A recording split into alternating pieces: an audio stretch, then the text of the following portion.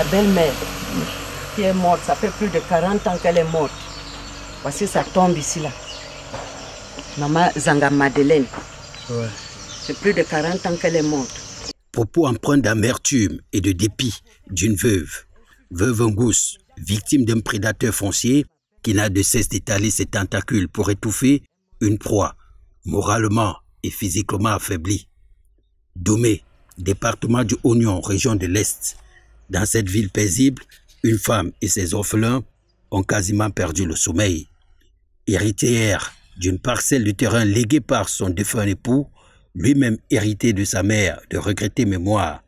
Seulement la parcelle suscite la convoitise d'un vorace qui a déjà acheté à un prix dérisoire une potion et ne veut guère s'en contenter. Celle qu'on menace, elle a des membres de famille enterrés ici. C'est son terrain. Une fois, j'avais déjà dit que c'était mal entendu et malvenu. Parce que celui-là qui vient borner ce terrain, il borne le terrain où on a enterré un de ses tuteurs. Alors j'avais coupé court, j'ai dit que vraiment c'est mal pensé. Parce que j'avais demandé qu'on arrête cette mascarade. Les lamentations, appels de détresse et cris de colère de veuve Ngous laissent de marbre le prédateur. Pourtant, tout est clair selon les témoignages. Je voudrais seulement qu'on la laisse tranquille. On a déjà trop dépensé pour ce problème. Combien de descentes? Une descente est venue de Yaoundé. Vous-même, vous connaissez. Quand une descente vient de Yaoundé pour Doumé, c'est de l'argent. À Bomba, 2 fois. Doumé même, 1 fois. Tout ça, c'est de l'argent. Nous, on n'a même pas l'argent. Nous sommes déjà fatigués. Nous sommes déjà fatigués. Qu'on vienne même nous tuer, il reste avec ça. Mais ces paroles qui sont susceptibles de redonner plus d'ardeur à celui qui veut s'accaparer de force le terrain sont loin d'être la manifestation de la volonté. Car veuve Ngous entend mener son combat jusqu'au dernier souffle avec le soutien du ministre. J'adresse au ministre que ce terrain m'appartient. Il m'a écrit et là il y a eu la descente.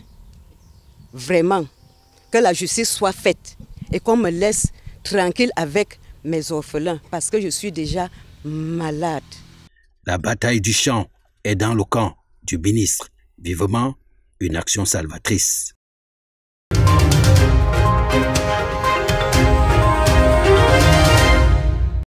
Le football se meurt-il au Cameroun?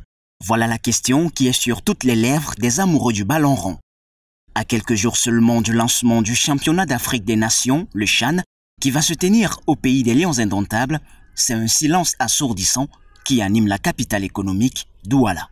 C'est un grand fiasco, c'est-à-dire du point de vue médiatique et tout.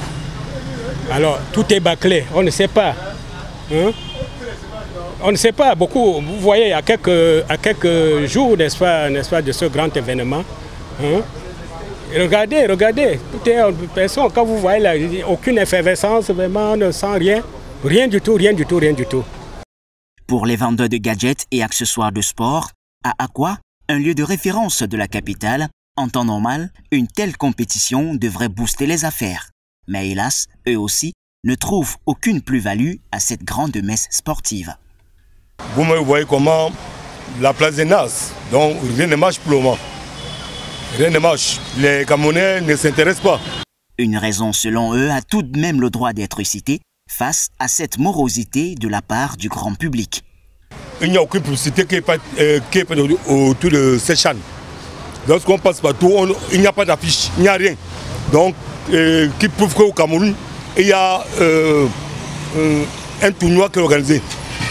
Donc, les préparatifs, il n'y en a vraiment pas. Donc, c'est vrai que bon nombre de Camerounais ne connaissent même pas qu'il y a un événement au Cameroun. D'un autre côté, un doigt accusateur est posé directement sur les instances dirigeantes du football africain. C'est un peu, n'est-ce pas, à l'image de tout ce qui se passe, n'est-ce pas, au niveau de la FECAFOOT, enfin au niveau des instances dirigeantes, n'est-ce pas, du football. C'est à l'image, c'est ça. Hein? C'est un grand fiasco, ouais. Donc vraiment, pour conclure, aucune motivation. Toutefois, on croit observer un changement d'ici samedi 16 janvier 2021, le jour du début du CHAN au Cameroun.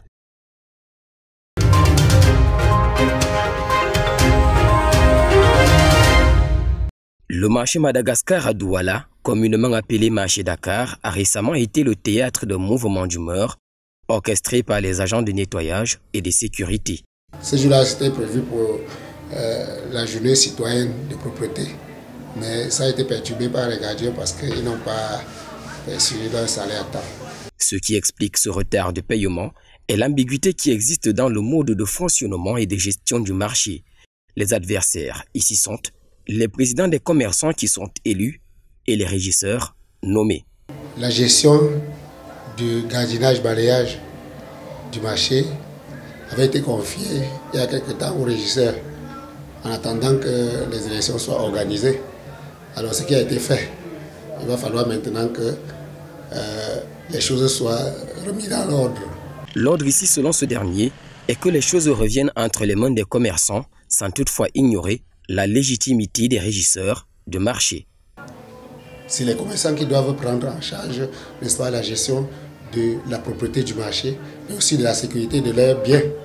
Donc nous sommes en train de parler avec les régisseurs pour que, n'est-ce pas, cette activité revienne exclusivement aux commerçants. Mais toutefois, le maire nous a instruit que les régisseurs doivent avoir un œil regardant là-dessus. En effet, la plaie est plus profonde. Selon les régisseurs qui ne se sont pas exprimés à nos micros de faute d'autorisation, le marché Madagascar est reparti en deux, le marché A et le marché B. Ils soutiennent que la gestion du dit marché est désormais assurée par eux, argumentant que l'ordre est administratif. L'un des deux nous a signifié que cette initiative lancée par les commerçants vise à boycotter leur pouvoir. Rappelons qu'en septembre 2020, une grève des commerçants a eu lieu dans ce marché. L'histoire est donc loin d'être terminée.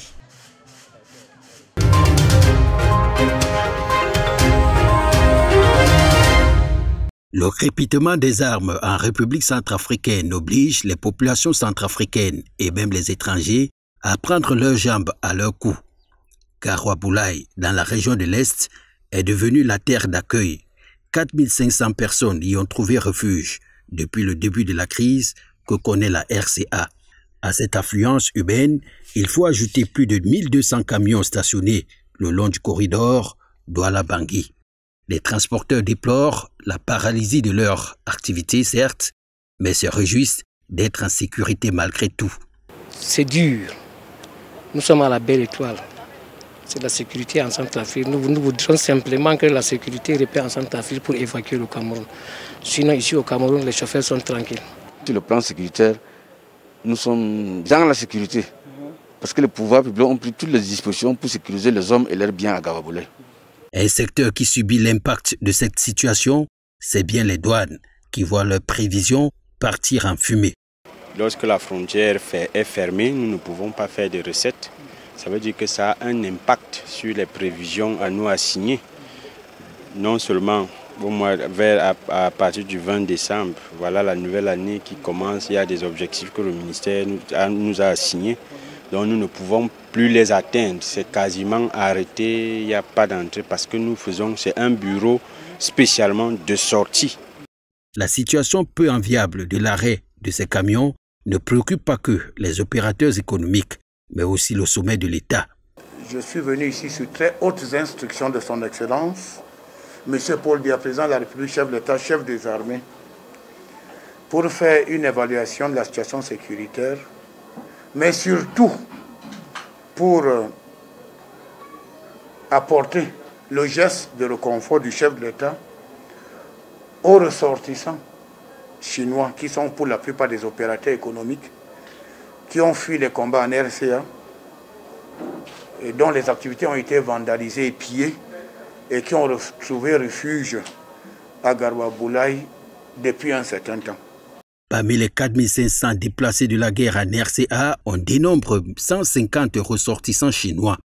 Le ministre de l'administration territoriale, Paul Atangandi, descendu sur le terrain, sur haute instruction du président de la République afin d'évaluer la situation sécuritaire, a saisi l'occasion pour apporter un soutien aux 150 ressortissants de l'Empire du Milieu qui ont presque tout perdu en RCA en raison des exactions qu'ils ont subies. Paul Atangandi, qui leur a remis à l'esplanade de la sous-préfecture de Garoua-Boulaye un important don constitué de matériel de couchage, de denrées alimentaires, de kits sanitaires et d'un important appui financier a tenu des mots de réconfort du chef de l'État. Le chef de l'État, son Excellence Paul Biya, dans sa magnanimité légendaire, a dépêché ma modeste personne, n'est-ce pas, pour apporter à cette communauté, n'est-ce pas, ses encouragements et son soutien matériel et financier. Au cours de cette descente à Garoua-Boulaye, le ministre de l'administration territoriale a également tenu une réunion de sécurité avec les chefs traditionnels et les autorités sécuritaires. Il a surtout été rassuré par le gouverneur de la région de l'Est qui a relevé la maîtrise de la situation sécuritaire depuis le début de la crise.